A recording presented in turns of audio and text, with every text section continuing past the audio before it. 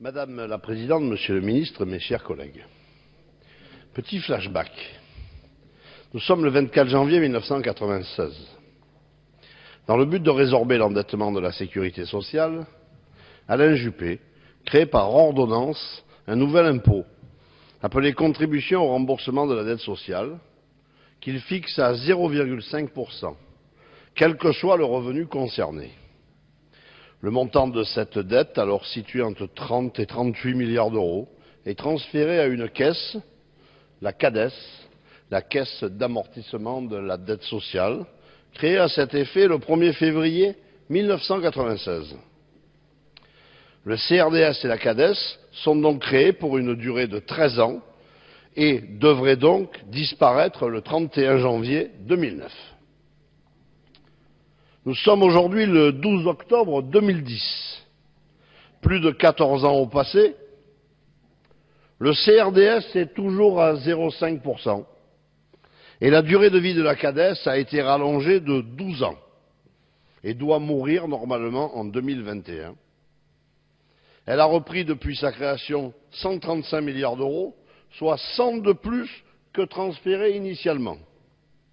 Aujourd'hui, l'encours de dette est de 86,8 milliards. La CADES a donc amorti 47,8 milliards depuis sa création.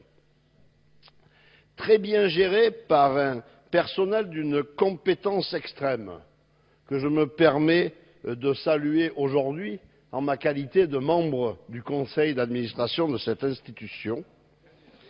Elle aurait toutes les chances, où je suis accompagné de mon très cher copain Gérard Bapt, elle aurait toutes les chances d'avoir totalement amorti en 2021 la dette dont le refinancement lui a été confié.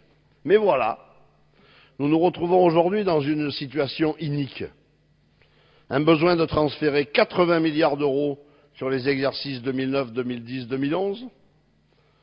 Que la dette soit de crise ou hors crise, cela fait toujours au total 80 milliards d'euros. Besoin de financer les 62 milliards à venir de déficit de nos retraites d'ici 2018 par tranche annuelle de 10 milliards, et ce, malgré la réforme de notre système par répartition que nous proposons aujourd'hui. Alors oui, chers collègues, les modalités du texte organique que nous étudions aujourd'hui et qui sera bien sûr mis en musique par le PLFSS 2011 peut interpeller. Bien sûr, prolonger la vie de la CADES de 4 ans afin de couvrir les 34 milliards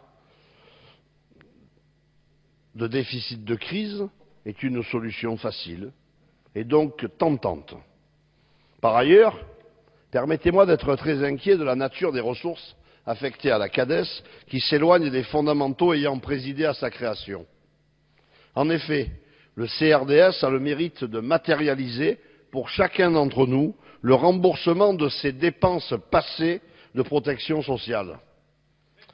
Bien sûr, vous me rétorquerez, mes chers collègues, qu'il serait mathématiquement nécessaire de doubler le taux actuel pour amortir ces 130 milliards, et cela, bien sûr, n'est pas ni possible ni souhaitable.